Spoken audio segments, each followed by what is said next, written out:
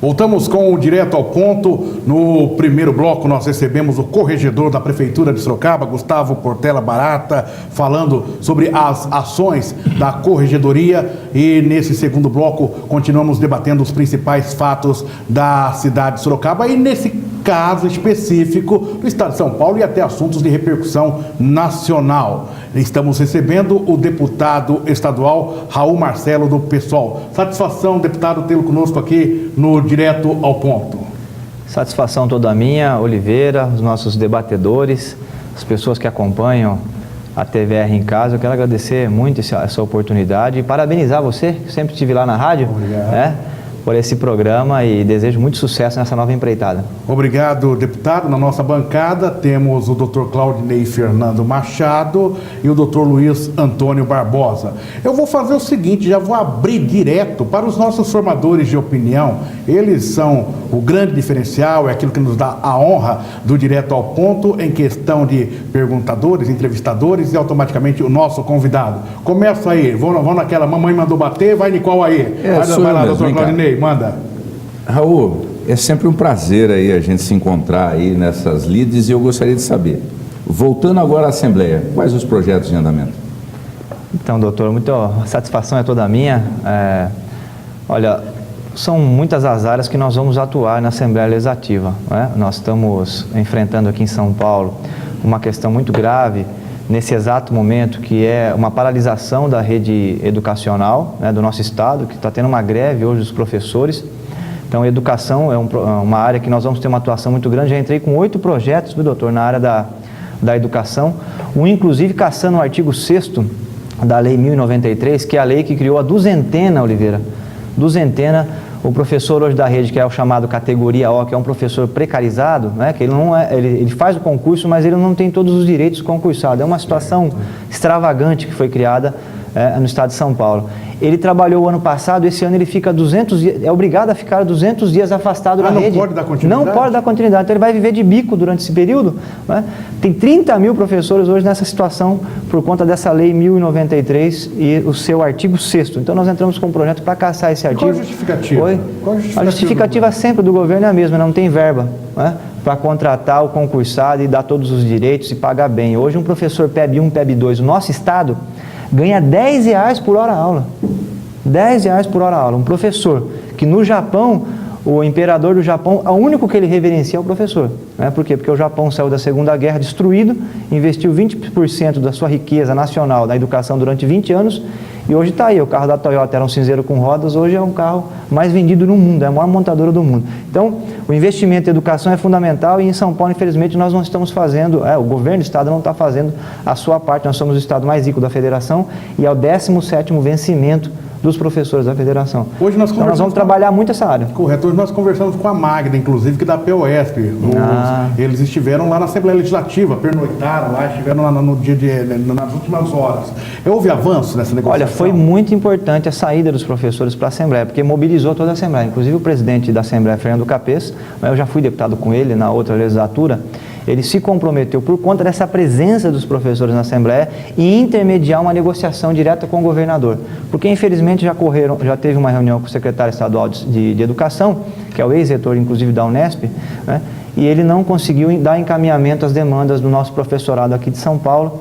E agora, com a intermediação da Assembleia, a expectativa nossa é que na semana que vem, já terminando, findando o feriado, né, a gente possa ter aí, chegar a bom termo nessa situação, para que a rede volte a funcionar e que os professores possam voltar para as salas de aula de cabeça erguida, espinha reta e com vontade para educar as nossas crianças. Não é? Doutor Luiz Antônio Barbosa, sua pergunta ao deputado. Deputado, nós estamos vendo aí algumas questões relacionadas aí, falamos muito da questão de corregedoria, aos problemas aí da Lava Jato, mas existem algumas coisas também acontecendo no Estado, questões de Alstom.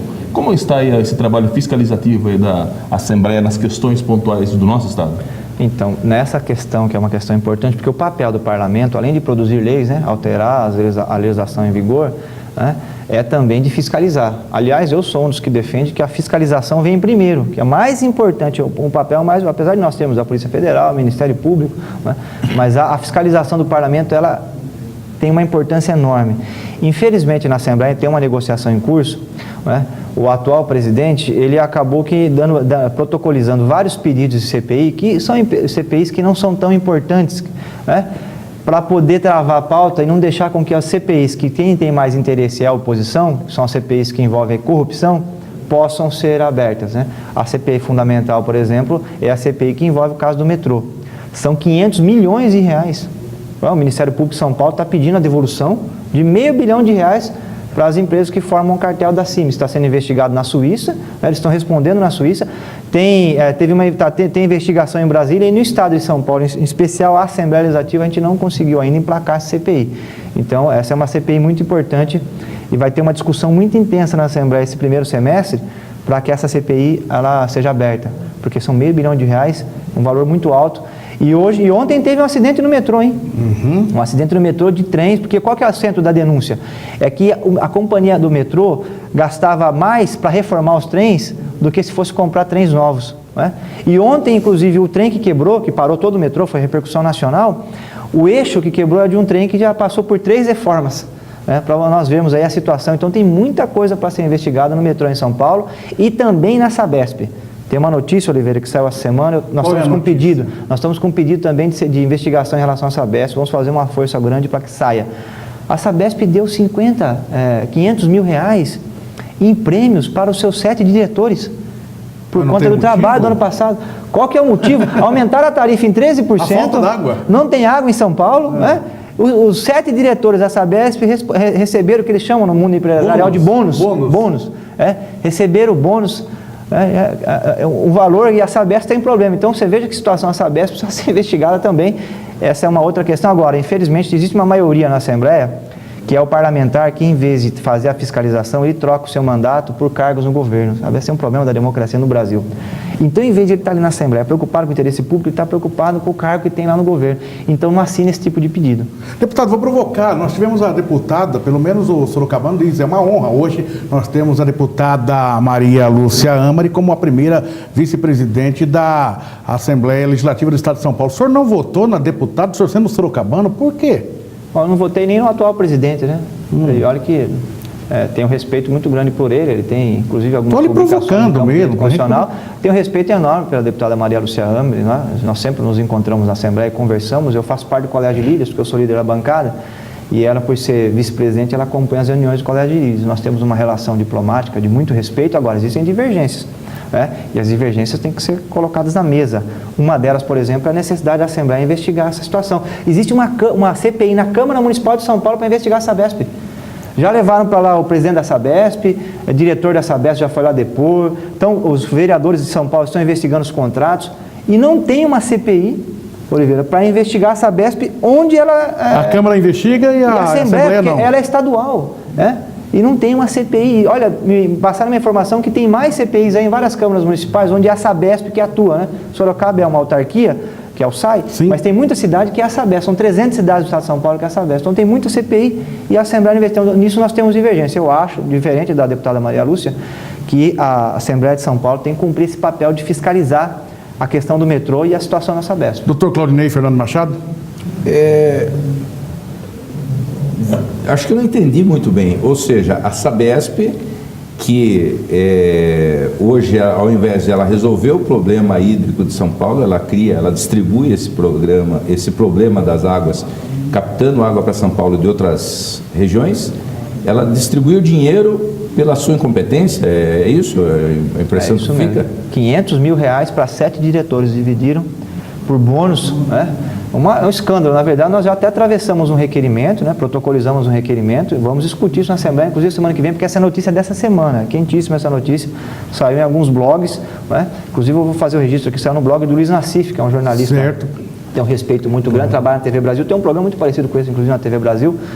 Saiu no blog dele essa denúncia de que 7 diretores da Sabesp receberam de bônus por desempenho qual foi 500 mil reais. Quanto mais volume morto, melhor?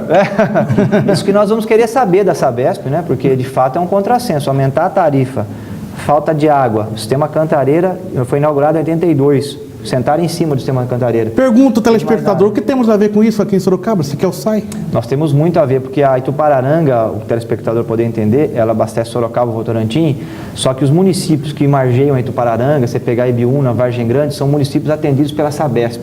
Esses municípios não tratam esgoto. Eles estão na linha de investimentos da Sabesp para tratamento de esgoto em 2036. E qual que é o problema desses municípios despejarem esgoto na Itupararanga? O problema é que, encarece para que o SAI faça o tratamento e 2, degrada a nossa represa. Então, a Sabesp é importante também para a nossa região, porque se ela tivesse um plano de investimentos sério e executasse, nós podíamos ter vários municípios que são no entorno da Itupararanga também, já ocorreram estudos aí para tentar ver se era possível desviar água da nossa região para São Paulo. Mas já começou num determinado trecho, não tem esse desvio já? O projeto que tem é do São Lourenço no momento. São Lourenço, isso. O sistema São Lourenço que não afetaria a nossa região. Mas se a Sabesp trabalhasse direitinho, nós vamos lembrar aqui, Oliveira, em 82 foi inaugurado o sistema Cantareira, na época que a Sabesp, quem dirigia eram engenheiros sanitaristas.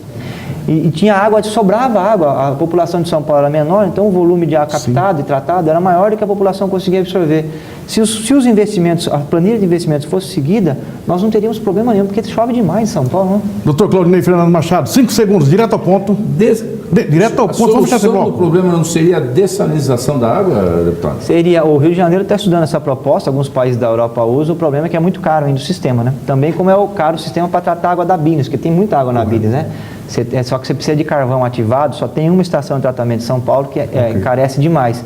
Então, nesse momento, por conta dessa situação, nós devemos, na minha avaliação, inclusive nós estamos entrando com um projeto nessa área, a captação de água de chuva. Porque Deputado, chove em São Paulo todo dia. Como diz o debate para candidato a prefeito, seu tempo acabou.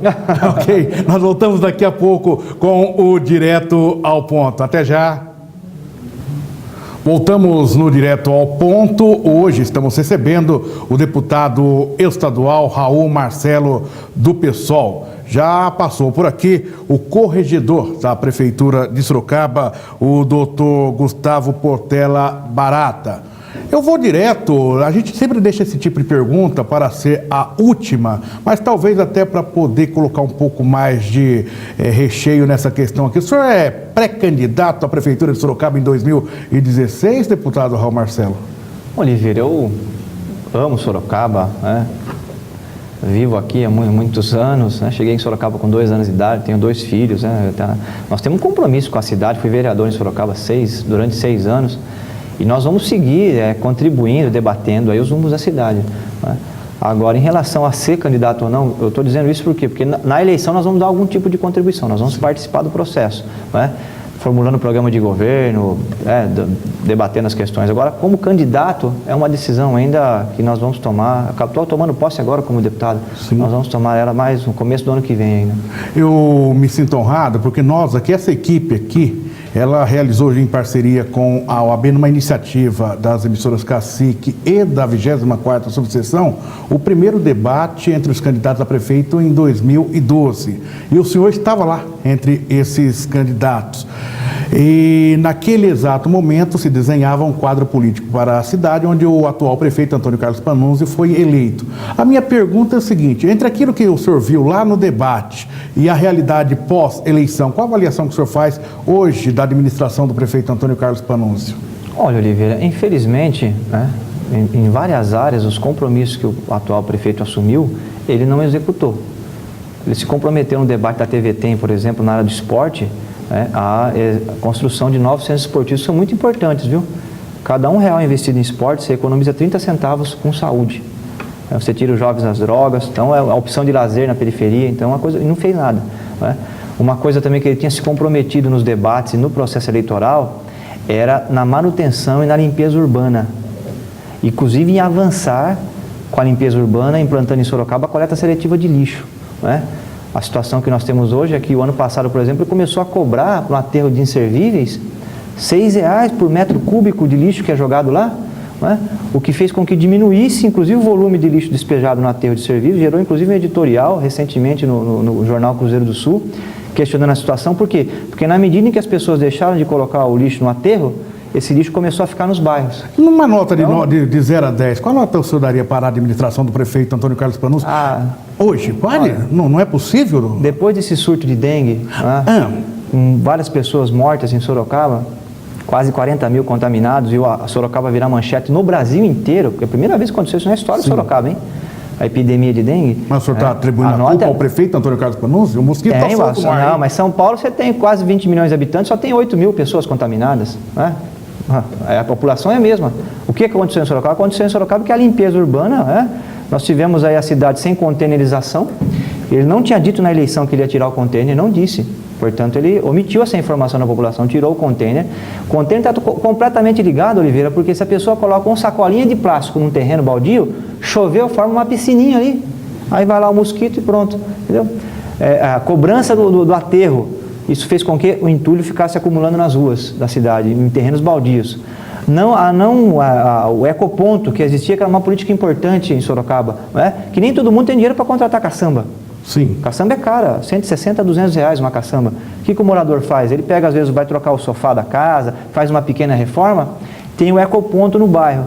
Ele não levou essa política a sério, os ecopontos viraram mini lixões. Então, na minha avaliação, inclusive não só a minha, de muita gente em Sorocaba, é que tem relação direta, assim, o desleixo em relação à limpeza urbana com o ascenso e essa epidemia, uma coisa inédita na história da cidade. Ficou sem nota, então, prefeito, na sua avaliação? A minha nota é muito baixa, né? Qual que é? Julgar. Acho que uns 4. Uns 4? Uns 4. Tá certo. Doutor Claudinei Fernando Machado, colocando um olhar aqui na resposta do Raul Marcelo, que parece... Eu achei, inclusive, ele, pelo suspense, eu achei que 4 foi uma nota excelente. Olha, doutor, foi verdade. Mas a questão, Raul, que a gente pergunta...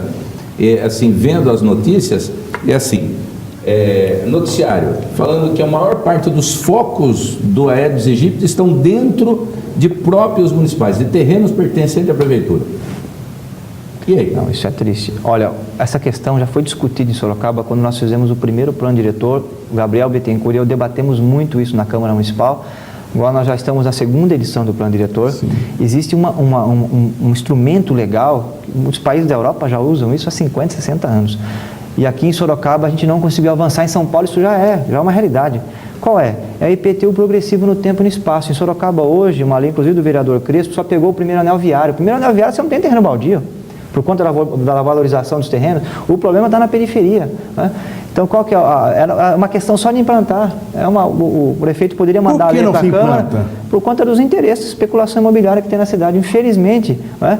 Inclusive, eles chegaram a fazer reuniões para tentar influenciar o plano diretor e conseguiram influenciar. Qual que era o grande reclamo do setor imobiliário em Sorocaba? Era não deixar o IPTU progressivo no tempo e no espaço ser implantado nos bairros. Qual a avaliação que o senhor faz do atual plano diretor, que foi votado recentemente? Na medida que não dialogou com essa questão, ele contribuiu para que a gente pudesse ter terreno baldio campeando solto na cidade. Aliás... E aí é o foco, porque o cidadão tem, olha só que situação, o cidadão tem o entulho em casa e tem o terreno baldio lá, faz 10 anos que está lá. O que ele faz com o entulho? Ele não tem dinheiro para contratar, ele leva lá. Aliás, no Ministério Público há um movimento popular pedindo a revogação do plano. Eu acho que o plano diretor tinha que ficar na mão de arquitetos, engenheiros, né?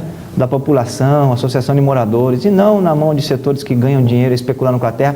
O setor imobiliário é importante para o desenvolvimento da cidade. Aliás, vão perder agora, hein? Tem muito empresário aí que está deixando de investir porque a epidemia de dengue não é brincadeira. Está afastando investimentos na cidade? Sim, a mesma coisa a Sabesp, São Paulo, achar que São Paulo vai perder investimentos porque está sem água. Essa é uma questão minha. Você colocou a questão que Sorocaba entrou aí no circuito nacional em relação a esse problema de dengue. Como você está vendo aí na Assembleia, como está a visão hoje da Assembleia dos deputados em relação a Sorocaba, que ela é uma das cidades maiores e mais importantes do Estado? Está havendo aí, vamos dizer assim, Sorocaba está deixando a desejar em relação ao marketing da cidade, até por essa questão de investimento, que pode estar atrapalhando o investimento na cidade? Então, vou ser bem sincero para você, eu acompanho todas as sessões da Assembleia, inclusive quem acompanha a TV da Assembleia, sempre me vê sentado lá observando os pronunciamentos, porque tem muitas contribuições. Você tem ali deputados em várias regiões do estado, aliás, sim, quase todas, né? Tem deputado lá de Presidente Prudente, Baixada Santista, São José dos Campos, Ribeirão Preto. Então é bacana para você ter uma ideia. E, infelizmente, tem várias cidades com problema de dengue, né? E vários deputados, quando vão abordar o problema da dengue no seu município, falam: olha, nós não podemos chegar como o caso que está em Sorocaba, nós viramos uma referência ruim Você vê que situação que ficou, porque tem municípios que tem aí 1% da população contaminada, 2% aqui, a coisa está avassaladora, né? Quase 40 Nós mil estamos demonizando nossa cidade, não? É porque tem saído nas manchetes, é a cidade de médio porte do Brasil que tem maior número de contaminados, essa é a realidade. Deputado, vamos, a tua presença aqui é muito importante. Agora, a preocupação nossa é que você vai, por exemplo, Itu ficou sem água, chegou o setor da construção civil, teve que parar todas as obras na cidade. Sim. Então, uma cidade que tem um problema como esse, como o nosso, nesse momento, né, de epidemia de dengue, é claro que ela deixa de receber investimento. É muito parecido com o problema do turismo. Né? O Brasil recebeu 6 milhões de turistas em 2013, aí gastou 28 bilhões, porque achou que ia aumentar o turismo, aumentou em 1 milhão. O ano passado foram 7 milhões de visitações. Né?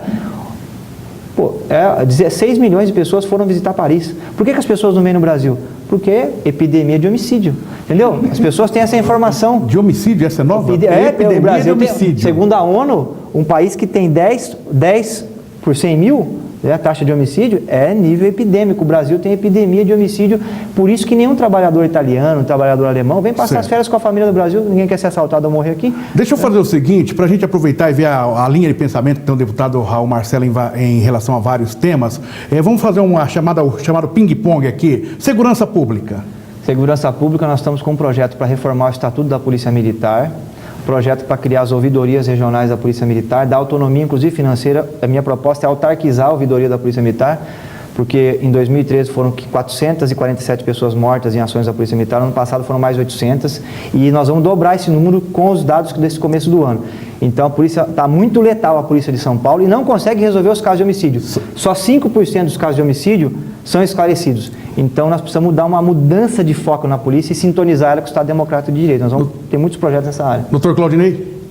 Investigação, deputado, é competência da Polícia Civil. Sim. Então não seria melhor priorizar o primo pobre da Secretaria da Segurança, porque da verba da Secretaria da Segurança, 62% da verba da Secretaria já fica com a Polícia Militar. Sim. Então não seria melhor investir na Polícia Civil? Vamos dizer assim, seria a parte nobre da segurança pública, é a investigação. Hoje a gente tem 90 mil policiais militares e 35 mil civis, então já mostra um pouco pelo efetivo de que o governo de estado prioriza mais a questão da política de segurança ostensiva, que não investiga, né? Então, e outro problema que nós temos no Brasil, está fraturado. A política de segurança ostensiva e a polícia investigativa às vezes nem dialogam, dependendo da região do estado. Tem uma PEC tramitando em Brasília, o senador, aqui em Sorocaba não dialoga, né? O senador Lindenberg Farias, um projeto de lei elaborado pelo Luiz Eduardo Soares, tem um projeto para unificar, criar ciclo único. Nós não temos competência legal para atuar nessa área em São Paulo, né? Mas nós defendemos que tivesse uma unificação e vou defender, inclusive no orçamento, que o orçamento da Civil para o ano que vem, ele tem que ser mais do que duplicado para que a gente possa, de fato, combater o patrimônio que nós temos, Oliveira, que é o mais fundamental, que é a vida. Não é possível que 5% só dos crimes sejam esclarecidos. Lembra do debate que tinha o cronometrista dando sinal ali? Né? Então vamos lá nesse pique agora. Tá, doutor Luiz Antônio Barbosa. Nessa questão aí de segurança, nós colocamos aqui no começo a questão salarial envolvendo os professores. O estado de São Paulo, frente aos outros estados, também na questão de segurança, é o que menos paga para os seus agentes. Isso aí não teria que também ser trabalhado? Os delegados de São Paulo, tem inclusive uma PEC, a PEC 01 de 2014, tramitando na Assembleia, para pagar similar ao que ganha o defensor público hoje. Os delegados de São Paulo são dos que ganham o menor salário em relação aos outros entes da federação. Policiais militares, segundo o Jornal da Tarde, nós temos hoje 25 mil policiais militares fazendo bico. Bico para sobreviver. E sem contar os investigadores de polícia. Então, de fato, existe uma defasagem, que na minha avaliação também acaba repercutindo na qualidade do serviço que é prestado, né? Que precisa ser atendida. O problema, e aí eu pedi para que fosse votado terça-feira no Colégio de Líderes, né? A PEC dos delegados, que é um reclamo dos delegados, né? E o líder do governo disse que vai custar muito, tem um custo em torno de 900 milhões de reais, que o custo é muito alto, então não vai pautar. Eu conclamo aqui os delegados de Sorocaba, do estado de São Paulo, para que se mobilizem igual os professores, porque se depender do governo, vai falar que não tem verba, e aí não sai essa equiparação salarial que é importante. Deputado, vamos fazer o seguinte, resposta de 5 segundos, objetivo para o telespectador ter a visão da sua linha de pensamento. Segundo o Hospital Regional de Sorocaba. Nós estamos cobrando, tem um terreno comprado e a ideia é que o hospital saia quanto antes, mas o regional tem um déficit de mais de 1.000 funcionários. Rede Luci Montoro. Importante. Está parada? Não veio ainda para a cidade? Sai quando a rede Luci Montoro? Então, essa informação eu não tenho. Eu sei que é um programa importante. Ok. Se tiver uma articulação, posso até conversar com a deputada Maria Lúcia para que venha assim a rede para Sorocaba. Segundo Batalhão da Polícia Militar. Precisa, mas a Polícia Militar só deve ser ampliada se tiver dentro de um programa de reforma, porque do jeito que está hoje, infelizmente, não contribui muito. Foi um prazer tê-lo conosco aqui no Direto ao Ponto, importante, queremos tê-los em outras oportunidades. Prazer foi todo meu, muito obrigado. Parabéns aí pelo programa, Oliveira. Obrigado. Agora, um programa com imagem, né? Antes só Exato. áudio. Então, parabéns pelo programa. Quem quiser seguir debatendo essas questões, fazer uma denúncia para que a gente possa tocar, ou tiver até uma ideia de projeto de lei, é só entrar no Facebook, lá, Raul Marcelo, Instagram, nosso canal do YouTube e conversar com a gente, porque as redes sociais são muito importantes para a democracia. Obrigado aos debatedores, é uma satisfação revê-los aqui, sempre vejo pelo jornal, na rádio. Então, um grande abraço, espero ter contribuído aí com os telespectadores. Com certeza, agradecemos o deputado estadual Raul Marcelo. Doutor Luiz Antônio Barbosa, obrigado. Obrigado, Oliveira. Até a próxima. Direto ao ponto. Na conclusão que tem aí, doutor Claudinei. Obrigado e até a próxima. Acabou? Acabou. Terminou. Um abraço. Obrigado pelo seu carinho, obrigado pela sua atenção. Nesta edição do Direto ao Ponto, recebemos no primeiro bloco, nós conversamos com o doutor Gustavo Portela Barata, corregedor da Prefeitura de Sorocaba, e finalizando, tivemos aqui a grande satisfação de receber também o deputado Raul Marcelo, do PSOL. Muito obrigado pelo seu carinho, muito obrigado pela sua atenção. Até a próxima edição do Direto ao Ponto.